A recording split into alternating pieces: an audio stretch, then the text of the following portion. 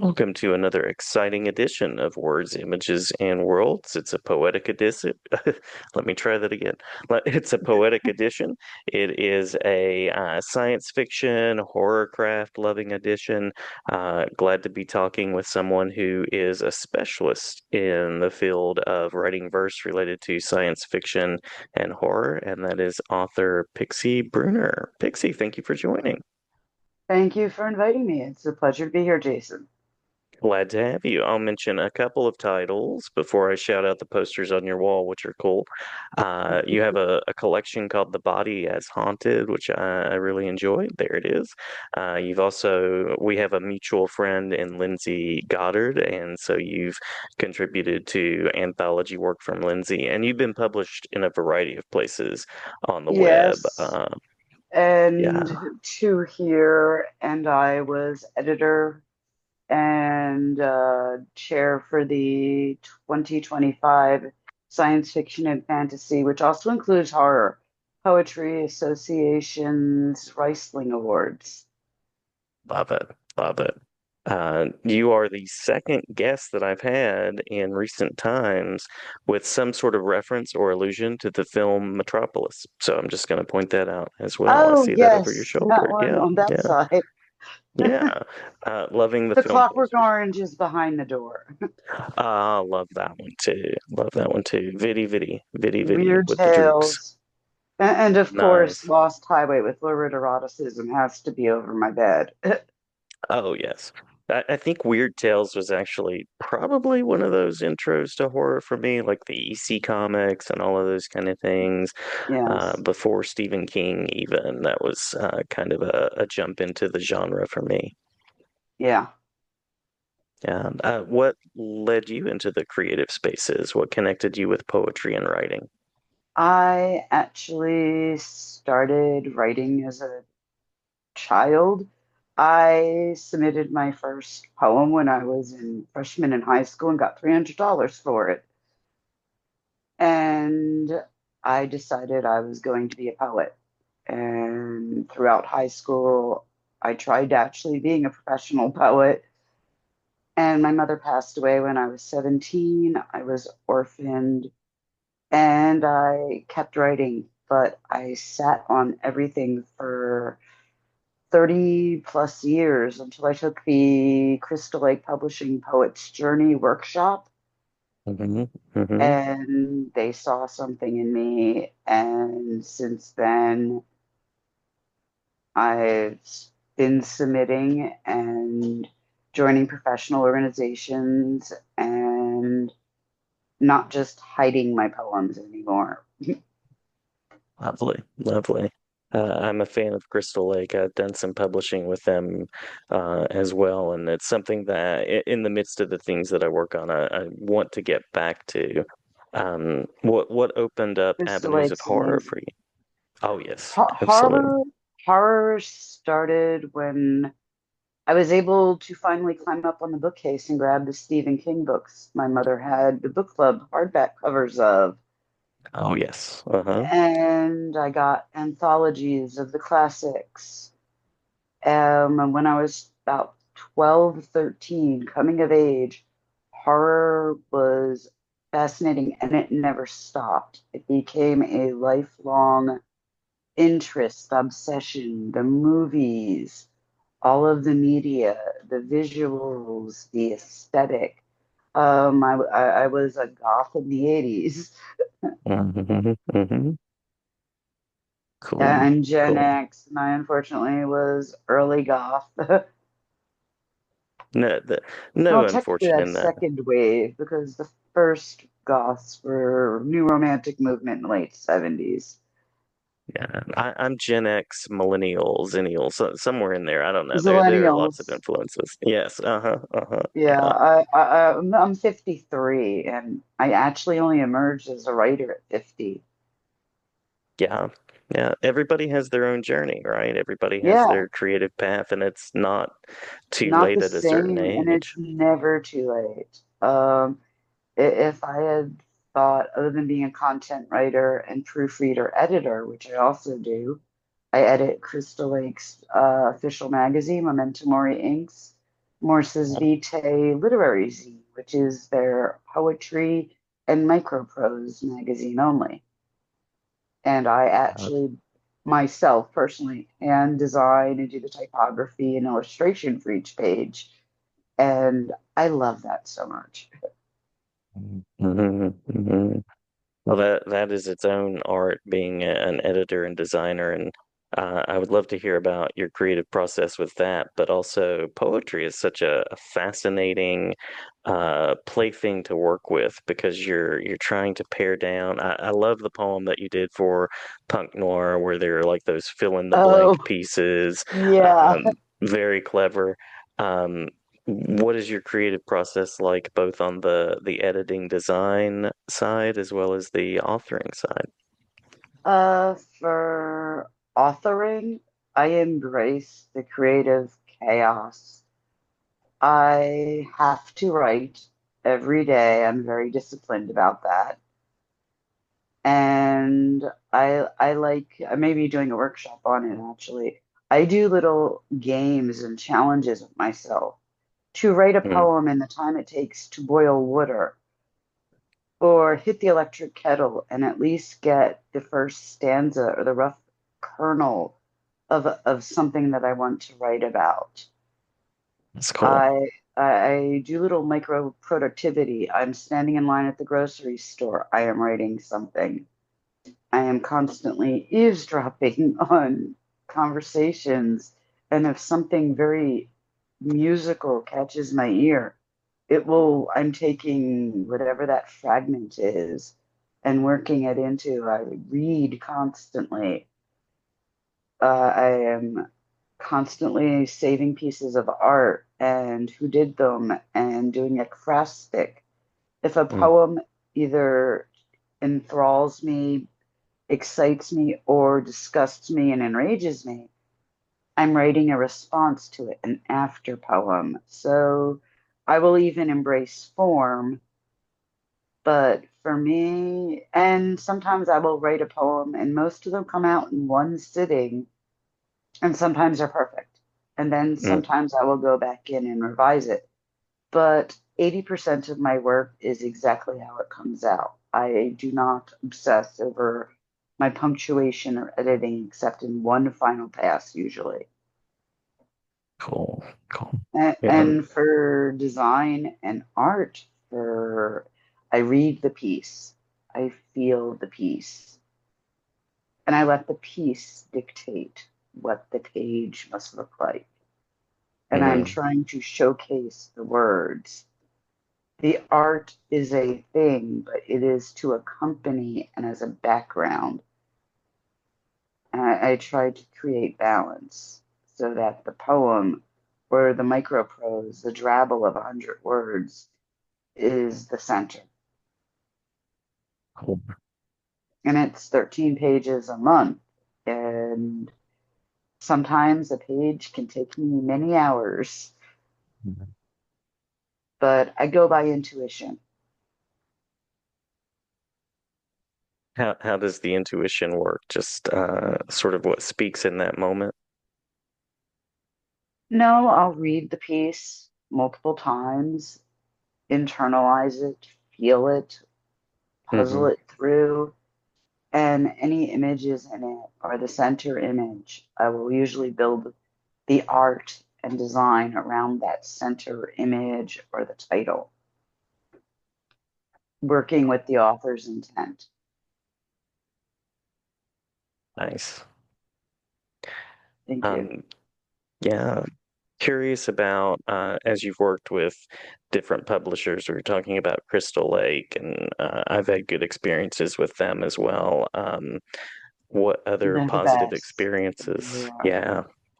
I've had great experiences with Dark Moon Rising publication, where I co edited with Alison Armstrong Nature Triumphs, which was a charity anthology of nature themed, where nature was standing against human corruption. Uh, for the Nature Conservancy, I had a great experience with Weird Wide Web doing Sleeve of Hearts I've had incredible Hmm. experiences with the Storms, which is a the official Dublin literary UNESCO supported magazine. Um, that's this here, where Beautiful. I have a dark prose poem in.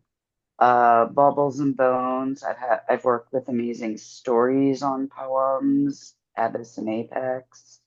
Angry Gable Press, which is a specialty speculative, which means sci-fi, fantasy, and horror press multiple times, and working with Angela Eureka Smith as my mentor and Lisa Vasquez have just been amazing. I have learned so much. It's made me It not only a better writer, but a better person. seems And to be I a have very, mentees. oh, cool, cool. So the it continues. Absolutely. You always pay it forward. Yeah. Seems to be a very welcoming, supportive community. That's the impression that I get. It is until it isn't. And Right. you haven't lived until you've been accused of a murder plot. And I was, and it was wild. Oh, And I hope wow. and I learned from it. It turned out to be a very positive experience, oddly enough, in the end. Yeah. Yeah. That is a story all its own. Oh Wow. yeah, there are some crazy writers, and you live and you learn, and Hmm. it becomes a good experience because you learn. Yes. Everything is a learning experience, even if it hurts like hell.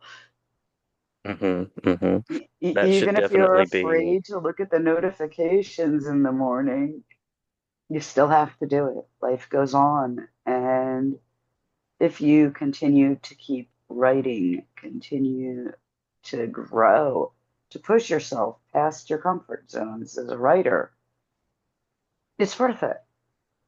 It yeah. really is. Well, the social media landscape that we live in, I would venture to guess that uh, an alarming number of us have probably been afraid to look at our notifications for one reason or another, I Oh, would imagine. definitely. Oh, yeah. Yeah. Yes. Definitely. Well, I'm curious. Speaking of social media, in an ironic twist, I'm curious about where people can go and find out more, see your work. I know that you have a Substack. I just subscribed a bit ago, Oh, and thank you. so yeah. So curious if there are spaces like that that you'd like to share, as well as any other spaces. I am really bad at social media. I have my Substack. Mhm. I am Pixie B, one word, Pixie, lowercase b on Blue Sky.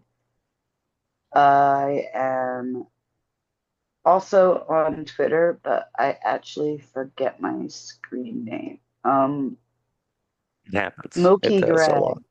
Yeah, Moki Gray, Mokeygray. Um, I I have a live journal from many, many years ago that I will never give Oh, that name, but yeah. oh yes, the live journal. Yes, Oh yes, I was an active blogger. I'm also on Facebook, Pixie Bruner, very and nice. I am most active on Facebook, sharing pictures of my pet jumping spiders though lately. Oh, And my work can be found at Amazing Stories, which was definitely something I always wanted. It's such a legendary magazine. Strange Horizons, Abyss and mhm. Apex, Dreams and Nightmares, Space and Time magazine, and I will have poems coming soon in Spectral Realms, Penumbric, Penumbra, British Fantasy Society Horizons, So I'm in a lot of places. Oh, Black Poppy Review, Punk Noir. Just type in Pixie Bruner and you can usually find a poem associated that I've done. That's true enough. Lots of wonderful work out there, and lots to think about Thank and you. ponder in your work as well. Yeah, absolutely. Have we missed anything that you want to make sure to include in our chat before we close out? I'd like to actually talk about why horror and what horror, Yes, absolutely. Please do. because that to me is very important. Because horror to me is not just about what we're afraid of. It is a tool to harness and empower ourselves and to grow. It is not about what frightens us. It's also about what excites us. Hmm. Fear is not just what makes us pull away.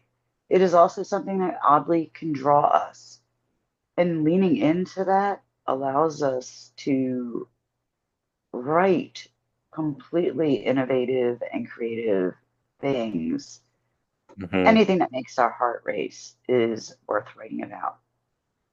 And as a cancer survivor,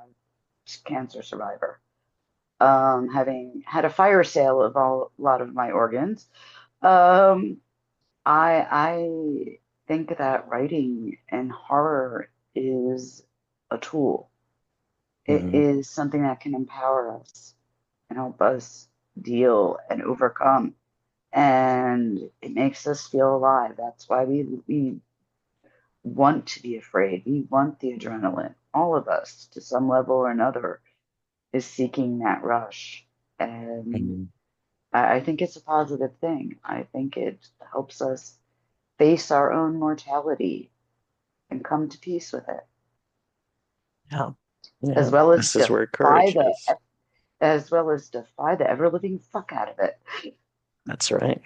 which is to me much more important right now. Yeah. Yeah. This is where courage is and where we find voice, right? Yeah, it is a strength. Horror, sci-fi, dark fantasy, these are all places of strength and growth, Absolutely. not just Very well said. I don't want to sleep with the lights off.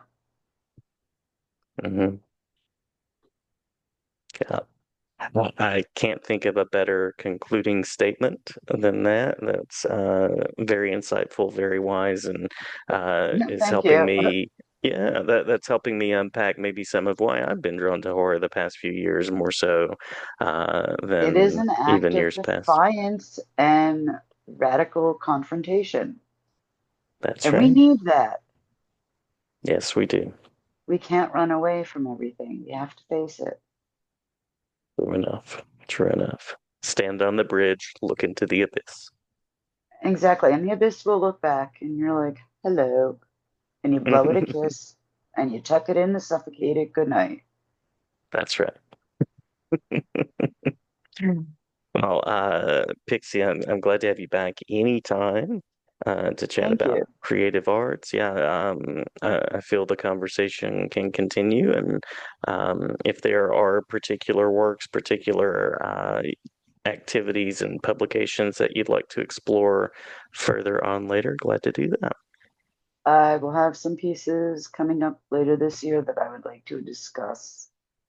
Sounds great. We'll have a reading party. That sounds wonderful. Sounds wonderful. I love recitation and I am a spoken word background poet. So pieces like You'd Be If You are indeed designed to be spoken word. And that one is actually up on my YouTube. Pixie Bruner Poet. That is a very important one. I forgot my socials. Hmm. Hmm. Pixie Bruner Poet. And I do have readings and performance and slam recordings there. We will link to it absolutely when I share Thank this. you. Thank you so Yes. much. Thank you so much, and may the conversation continue.